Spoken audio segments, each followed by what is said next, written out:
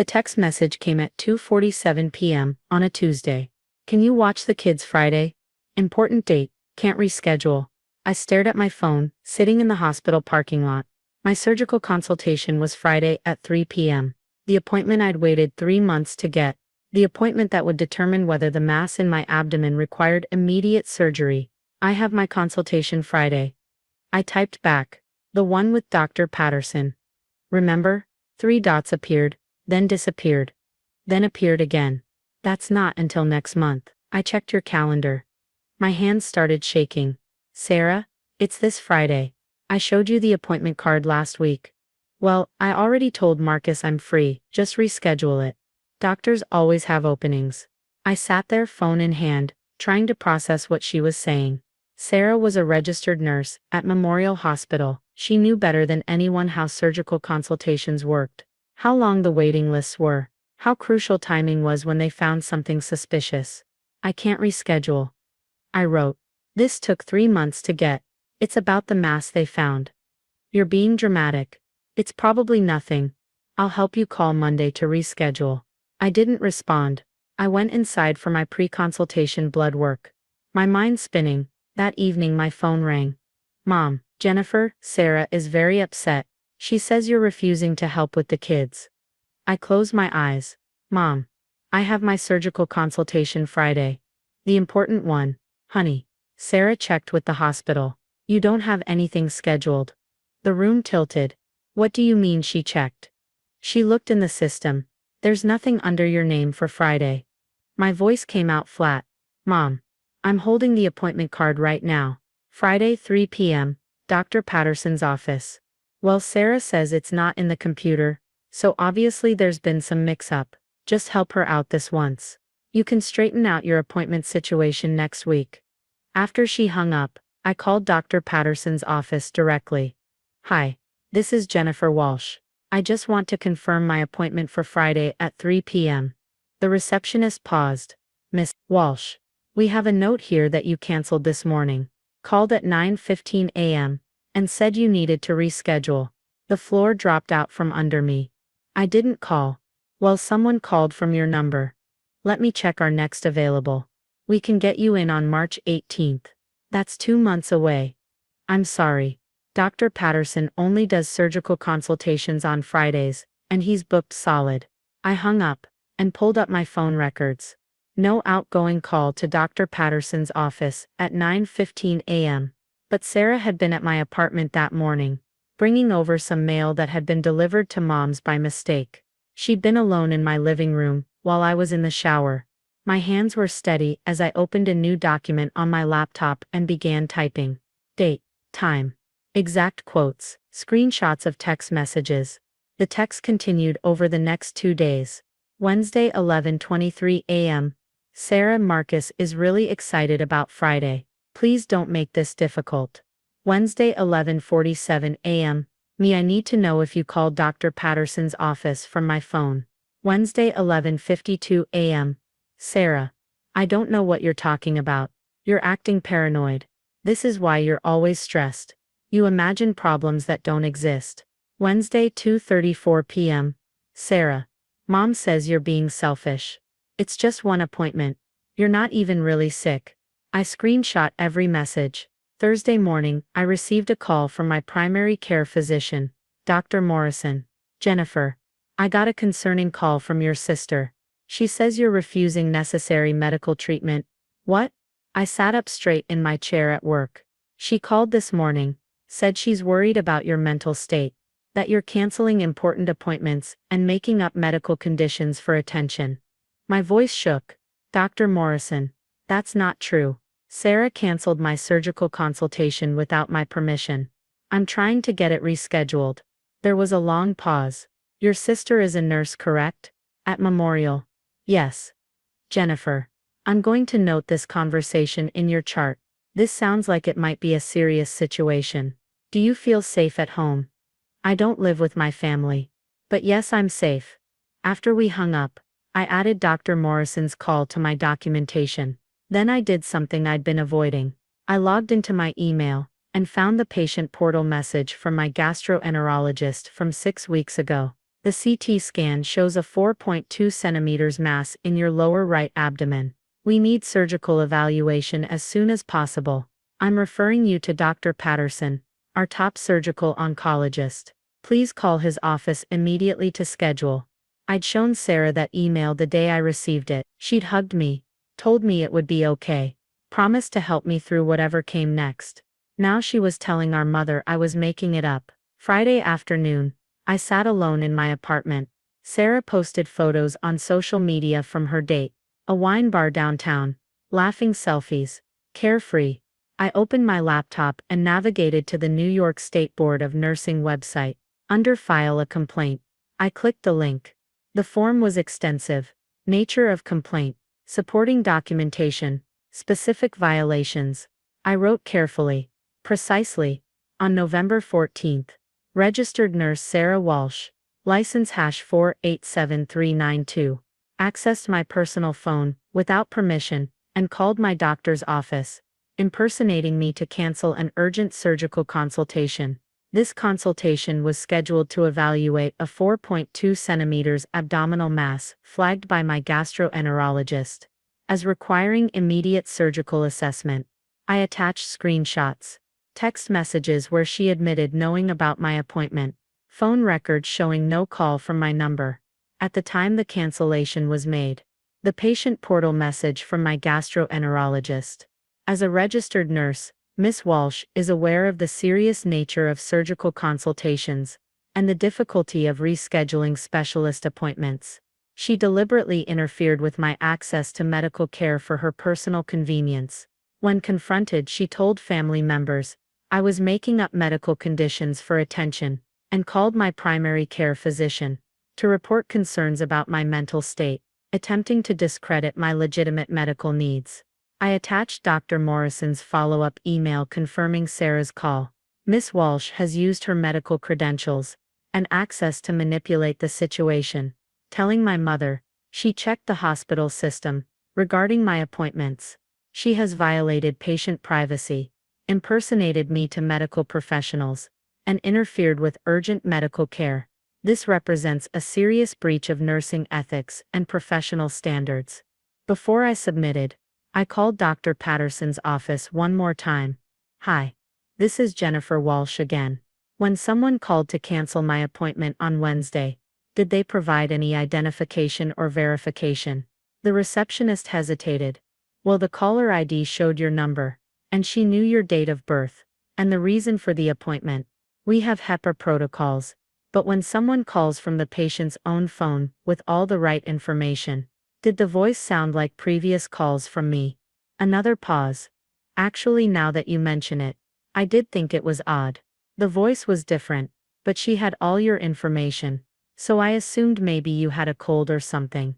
Can you note in my file that I did not make that call, that someone accessed my phone without permission and impersonated me? Oh my God. Yes, I'll note that right now. Miss Walsh, I'm so sorry. This is identity theft. Medical fraud. I know, I'm documenting everything. After we hung up, I added this conversation to my complaint. Then I clicked submit. The email came Monday morning. Your complaint has been received, and assigned case number 2024 NY 8847. An investigator will contact you within 5 business days. Please do not discuss this complaint with the subject of the investigation, as it may constitute witness tampering. I forwarded the email to my personal folder and went to work. Tuesday, Sarah called. I let it go to voicemail. Jen. This is ridiculous. Mom is really upset. You're tearing this family apart over babysitting. Call me back. I didn't. Wednesday, a formal letter arrived. New York State Department of Education, Office of Professional Discipline. A complaint has been filed regarding your professional conduct. You are required to respond within 30 days. Failure to respond may result in immediate license suspension, pending investigation. My phone exploded. Sarah. 4:47 p.m. What did you do? Sarah. 4:48 p.m. You filed a complaint against my license. Sarah. 4:49 p.m. Over babysitting. Sarah. 4:52 p.m. Do you know what this could do to my career? Sarah. 4:53 p.m. I could lose everything. I responded once, you impersonated me to cancel an urgent surgical consultation. You called my doctor to claim I'm mentally unstable. You interfered with my medical care. This isn't about babysitting. Sarah. 4:56 p.m. It was a mistake. I thought I was helping. Sarah. 4:57 p.m. You're always so stressed about medical stuff. I was trying to take the pressure off. Sarah. 5:02 p.m. Please, please, withdraw the complaint. I'll do anything. I turned off my phone. Thursday, Mom showed up at my apartment. Jennifer, you need to fix this. Sarah is devastated. She could lose her nursing license. I handed her a folder. Inside were printouts of every text message. The email from my gastroenterologist about the mass. Phone records. The statement from Dr. Patterson's office. Mom read in silence, her face going pale. She told me you didn't really have an appointment. She canceled it by pretending to be me, using my phone while I was in the shower. But she said she was trying to help, that you get overwhelmed. And Mom, I have a 4.2 centimeter mass in my abdomen that might be cancer. Sarah knew this. She canceled the appointment anyway, because she had a date. Mom sat down heavily on my couch. A date. Then she told you, and Dr. Morrison, that I was making up medical conditions for attention. Oh my God. She used her nursing credentials to manipulate this situation. She accessed medical information, impersonated a patient, and interfered with urgent care. Those are violations of her professional license. Mom's hands shook as she held the papers. What's going to happen to her? That's up to the board of nursing. But I need you to understand, this isn't about being petty. This is about a medical professional who put her social life above a family member's potential cancer diagnosis. If she did this to me, what has she done to patients? The investigator called Friday afternoon. Miss Walsh, I'm Robert Chen, from the Office of Professional Discipline. I've reviewed your complaint and the supporting documentation. Yes. I need to inform you that we're escalating this to a formal investigation. The violations alleged are quite serious. We'll need a formal statement from you, from Dr. Patterson's office, and from your primary care physician. I understand. I also need to inform you that we've placed a temporary restriction on Miss Sarah Walsh's license, pending the investigation. She cannot practice nursing until this is resolved. My chest tightened. How long will that take? These investigations typically take 3–6 months. Given the severity, patient impersonation, interference with urgent care, filing false reports about a patient's mental capacity, this will likely go before the disciplinary committee. After he hung up, I sat in silence. My phone buzzed. Dad this time. Jennifer, your sister has been suspended from work. She has 3 kids. Please, think about what you're doing. I typed back slowly. I am thinking. I'm thinking about what kind of nurse cancels someone's cancer consultation for a date.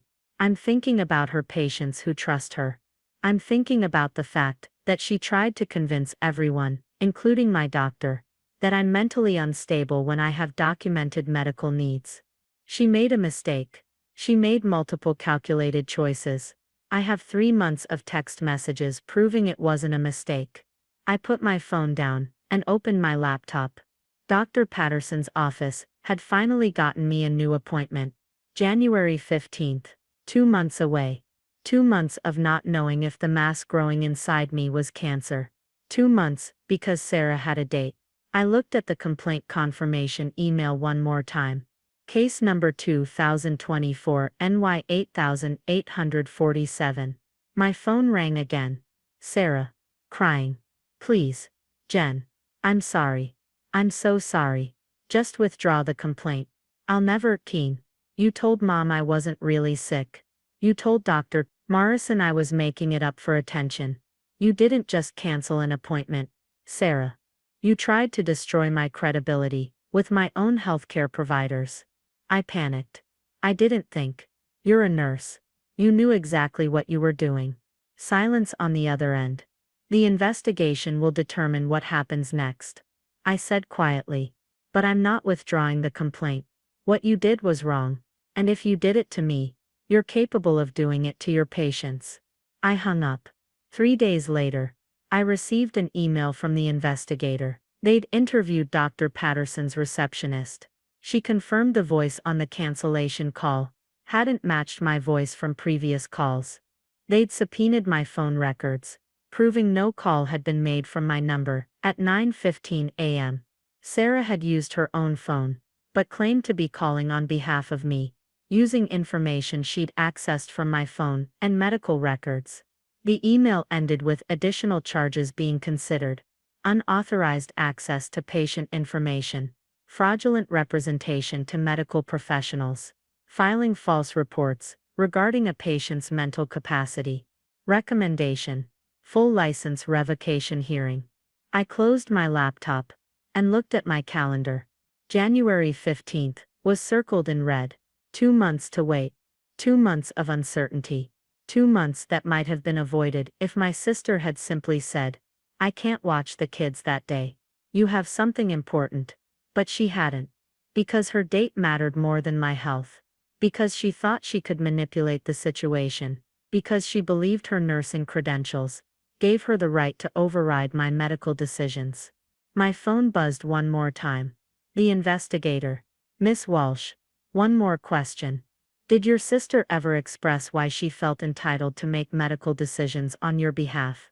I thought about all the times Sarah had dismissed my health concerns. The times she diagnosed me over the phone.